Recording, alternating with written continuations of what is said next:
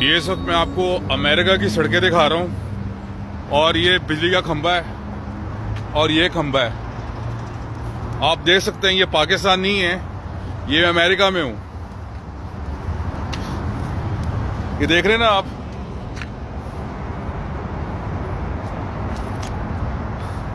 ये पाकिस्तान की सड़कें नहीं हैं, ये अमेरिका की सड़कें हैं, टूटी हुई सड़कें हैं।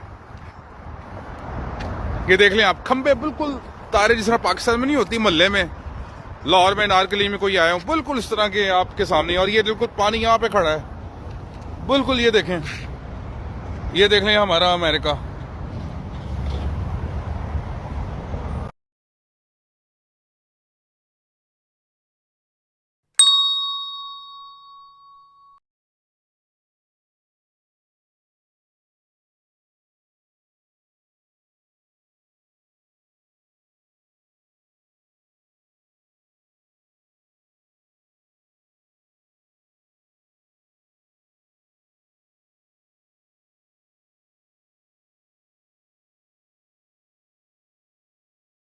जी मैं पर वीडियो लगाई है जी मिस करने वाली नहीं है। इस वीडियो ਨੂੰ ਤੁਸੀਂ ਐਂਡ ਤੱਕ ਦੇਖਣਾ ਹੈ और ज़्यादा से ज़्यादा शेयर भी ਤੁਸੀਂ करना है। और अगर मुमकिन होवे तो इस टॉपिक ਤੇ ਤੁਸੀਂ ਵੀ ਵੀਡੀਓ ਬਣਾ ਕੇ ਆਪਣੇ ਸੋਸ਼ਲ ਮੀਡੀਆ ਦੇ ਕਿਸੇ ਵੀ ਪਲੇਟਫਾਰਮ ਤੇ ਨੂੰ ਜ਼ਰੂਰ ਲਗਾਉਣਾ ਹੈ। ਇਹ ਵੀਡੀਓ ਜਿਹੜੀ ਮੈਂ ਉੱਪਰ ਲਗਾਈ ਹੈ ਇਹ ਅਮਰੀਕੀ ਸ਼ਹਿਰ ਫਿਲਾਡੈਲਫੀਆ ਦੀ ਹੈ। ਉੱਥੇ ਦੀ ਇਹ ਸਵੇਰ ਦਾ ਆਗਾਜ਼ ਹੈ। ਇਸ ਦੀਆਂ ਸੜਕਾਂ ਤੇ ਕੋਕੀਨ, ਹੀਰੋਇਨ और दीगर ਜਿਹੜੇ ਮਨਸ਼ਿਆਤ ਦਾ ਨਸ਼ਾ ਕਰਨੇ ਵਾਲੇ, ਹਰ ਕਿਸਮ ਦੇ ਨਸ਼ਾ ਕਰਨੇ ਵਾਲਿਆਂ ਦਾ ਬਸੇਰਾ ਹੁੰਦਾ ਹੈ।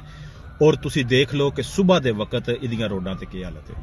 अगर इस वीडियो च कोई सीन, कोई ऐसा मंजर आउंदा जिहड़ा देखण वाला नहीं तो मैं माजरत करांगा, मैं सॉरी हां। मैं कोशिश कीती सी मैं कट के ला, लेकिन जितना मैं कट सकदा सा मैं कटदा है। बाकी आओ तुसीं देखो, ये मनशियात, ये नशा, ये एक ऐसी लानत है, लफज गलत है लेकिन मैं हकीकत बयान करांगा। ये एक ऐसी लानत है कि इस नशा करने वाले नूं कोई भी इज्जतदार बंदा गली दे कुत्ते तू भी बदतर समझदा। ਇਹ ਹਾਲਤ ਜਿਹੜੀ ਅਮਰੀਕਾ ਦੇ ਸ਼ਹਿਰ ਦੀ ਹੈ, ਮੈਂ ਇਹ ਡਰ ਰਿਹਾ ਕਿ ਅਨਕਰੀਬ ਇਸ ਤਰ੍ਹਾਂ ਦੀ ਹਾਲਤ ਸਾਡੇ ਪਾਕਿਸਤਾਨ ਦੇ ਹਰ ਇੱਕ ਸ਼ਹਿਰ ਦੀ ਹੋਵੇਗੀ। ਸਾਡੇ ਸ਼ਹਿਰ ਸਰਾਏ ਆਲਮਗੀਰ ਵਿੱਚ ਆਏ ਦਿਨ ਖਬਰ ਆਉਂਦੀ ਹੈ ਜੀ ਫਲਾਂ ਦਾ ਜਵਾਨ ਪੁੱਤਰ ਮਰ ਗਿਆ ਹੈ। ਜਦੋਂ ਪਤਾ ਕੀਤਾ ਜਾਂਦਾ, ਜਦੋਂ ਪੁੱਛਿਆ ਜਾਂਦਾ ਵਜ੍ਹਾ ਕੀ ਬਣੀ ਸੀ ਤੇ ਜਵਾਬ ਇਹ ਆਉਂਦਾ ਹੈ ਕਿ ਵਿਚਾਰਾ ਨਸ਼ੇ ਤੇ ਲੱਗ ਗਿਆ ਸੀ।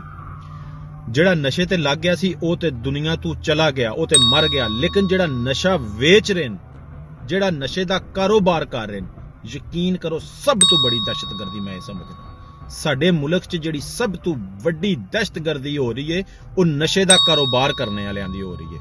ਅਗਰ ਇਸ ਨਸ਼ੇ ਤੇ ਰੋਕਥਾਮ ਨਾ ਕੀਤੀ ਗਈ, ਇਹ ਆਪਰ ਵੀਡੀਓ ਤੁਸੀਂ ਦੇਖ ਲਓ, ਇਹਨਾਂ ਦੀ ਹਾਲਤ ਦੇਖ ਲਓ। ਇਹ ਅਮਰੀਕਾ ਦਾ ਸ਼ਹਿਰ ਹੈ ਜਿਹੜਾ ਦੁਨੀਆ ਦਾ ਸਭ ਤੋਂ ਨੰਬਰ 1 ਮੁਲਕ ਹੈ और ਜਿੱਥੇ ਸਭ ਤੋਂ ਜ਼ਿਆਦਾ ਰੋਜ਼ਗਾਰ ਦੇ ਮੌਕੇ ਨੇ, ਰੋਟੀ ਰੋਜ਼ੀ ਕਮਾਣਾ ਆਸਾਨ ਹੈ। ਉਸ ਸ਼ਹਿਰ ਦੇ ਲੋਕ ਘਰੋਂ ਬਾਹਰ ਰਹਿਣ ਨੂੰ ਮਜਬੂਰ ਹੋ ਗਏ ਨੇ ਸਿਰਫ ਔਰ ਸਿਰਫ ਨਸ਼ੇ ਦੀ ਵਜ੍ਹਾ ਤੋਂ। ਤੇ ਪਾਕਿਸਤਾਨ ਕੀ ਹੈ?